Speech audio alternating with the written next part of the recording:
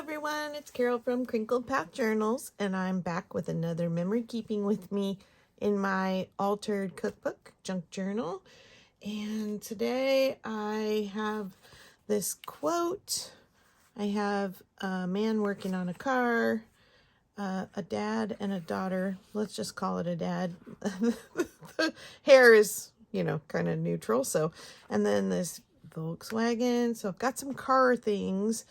And most importantly, I have this funny list of every car that my dad ever owned from 1947 to 1996. And it's in his handwriting, and it has some of his funny little doodles on it. And I wanted a place to save it. I also have a list of everywhere they lived, so I'm going to go ahead and put that with it just to keep them together. But it's more about the cars today. I wanted to make a page about his love of cars and how he kind of brought me into that in his life. Let's see.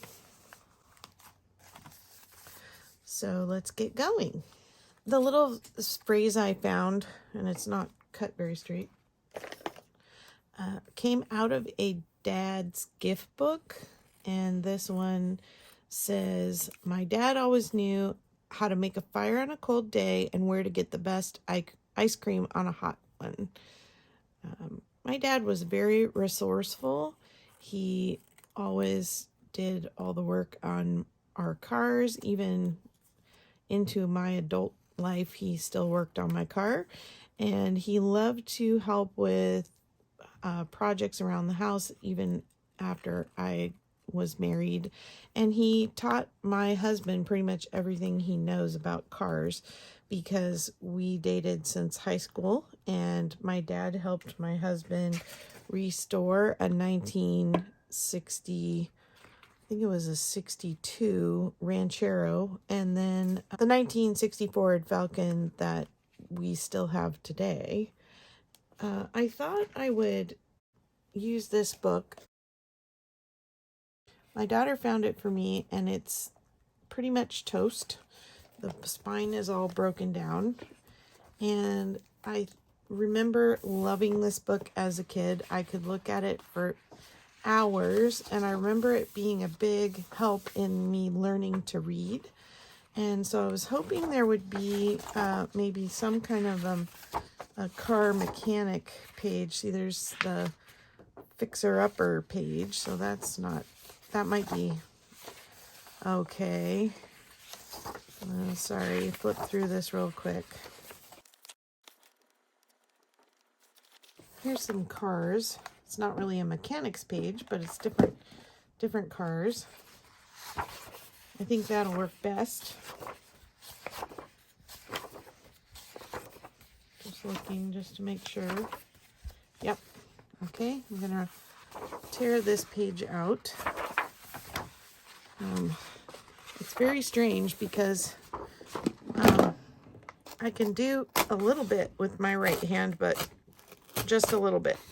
And so I'm learning to be a little ambidextrous and do things that I normally would rip out pages with my right hand, but because of my shoulder, I need to do it with my left. And I'm just a little awkward, but I'm getting lots of practice, unfortunately. Okay, now let's see how I can cut this. I like the little broken down car guy. Maybe because this page is sideways. Maybe I want to turn this and do this page sideways, just to keep with the, let's see if I have enough room on my desk here. Are you seeing that? Okay, good. All right. Maybe I will do it in strips. Keep grabbing the wrong scissors. There they are. Okay. So, cut this guy. And we'll cut this guy. That way, I can make sure the sports car gets all the way on. He wasn't really a sports car guy, but he did have some pretty fun cars over the years. And then this one, I have to cut the bunny off. Let me just get some of my plain paper from my scraps, and I'm just going to work that behind these. I think that's close enough to the color. All right, so let's put puzzle pieces together.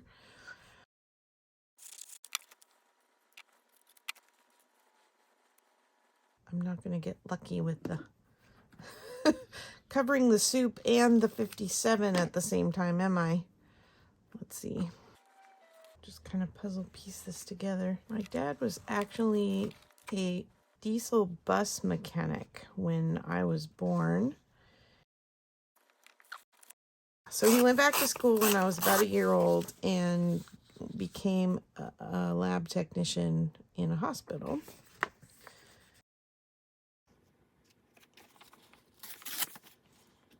Even once he was no longer working as a mechanic, he still did that, like to take care of all of our cars at home and to make some extra money. So I swear he put my brother through medical school just doing odd little jobs like that. I think maybe we'll switch these two and then it'll cover everything.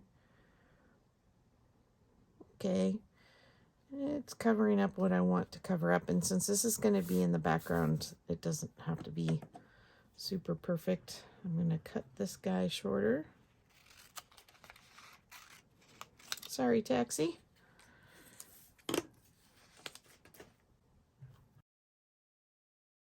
And let's see if my glue is going to cooperate today.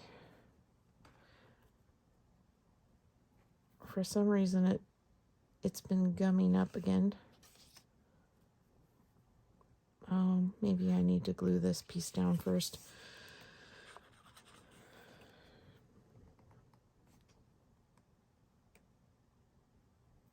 Yeah, it's just not wanting to work.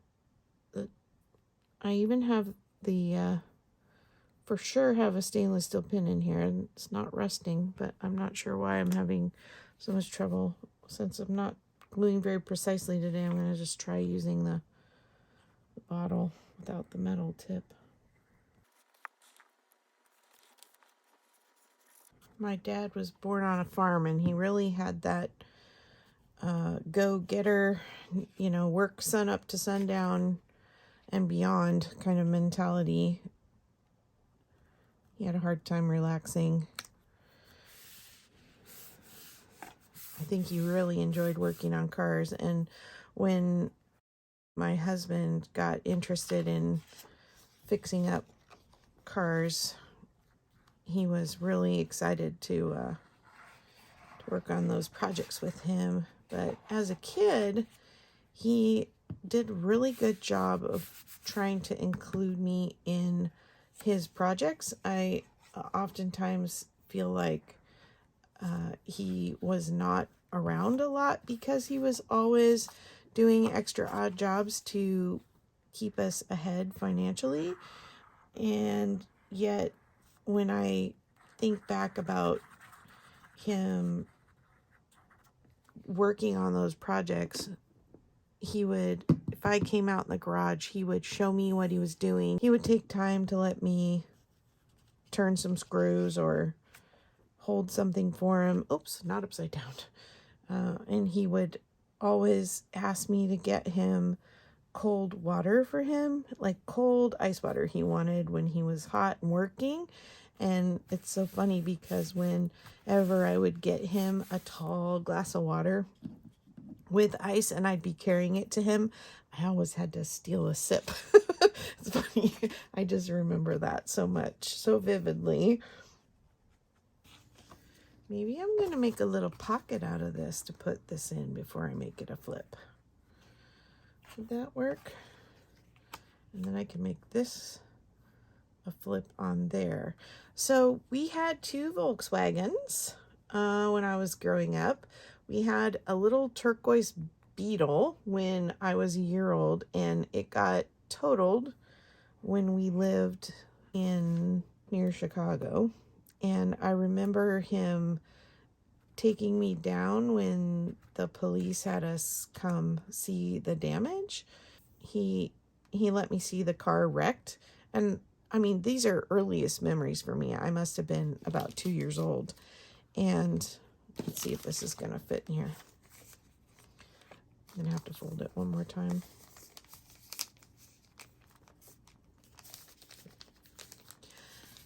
But I remember that being kind of shocking. I remember the back seat being smashed flat up against the front seats. Somebody hit it when it was parked, thankfully, and so nobody was injured. These little cards are some of the speech flashcards that the speech therapist I work with gave me from their clean out of their cabinets. They have 1979 on them. So perfect era for my memory keeping. He took me to see that Beetle. And then we had a little red Volkswagen station wagon, and we had that until I was young teen, I think. Okay, I want it on this side. All the red cars together. I don't know. Maybe I'm going to put paper on this and make it my journaling card and slip it inside here. So let me notch this. I'm probably going to have to notch it down here so that I'm not messing with the picture. Ooh, that's tough. Pop. Okay, then I can tuck the little note in here. Oh, look, somebody's coming to journal with me. You silly girl. This is my 22-year-old cat who can hardly walk anywhere. But then, yeah, she can totally get on my desk and knock everything out of my bowls. Okay, you. Come on, little miss. I gotta lift you gently. Purring like loud as can be. Silly. All right. You gotta get down. You can't be in this video. Sorry. So fun that he put some little details and wrote those on the piece of paper. I had it in with some genealogy things, and so I think it was fun to add it here. I need another little piece of paper to put on the back of this so that I can do my journaling. I like the supermarket picture because he always used to take me with him if he was going anywhere. You know, now thinking back, he probably was home alone with me and had to. You know, my parents were older, had teenage kids who were often on their own, and so I have fond memories of like shopping for gifts for my mom with him, or he always was really into getting some little treat like Andy's mints or 3 for 10 cents, or taking me to ice cream or whatever. So that's why the little quote, which, where did my quote go? I'm going to put that up here. So he's just a really handy guy and passed on a lot of that, his skills and knowledge, to me and my husband. I learned how to change spark plugs as a young girl. I learned how to do a manual timing belt adjustment. I mean, those were just the kinds of things that he was working on it, and so he taught me about it.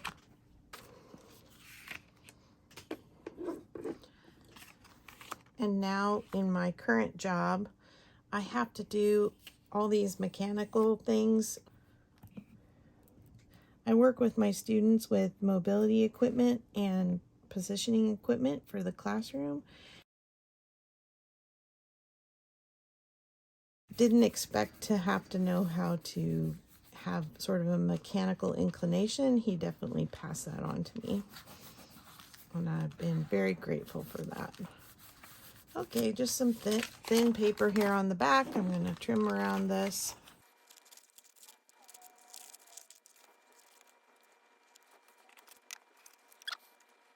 I don't have any red washi. That's crazy.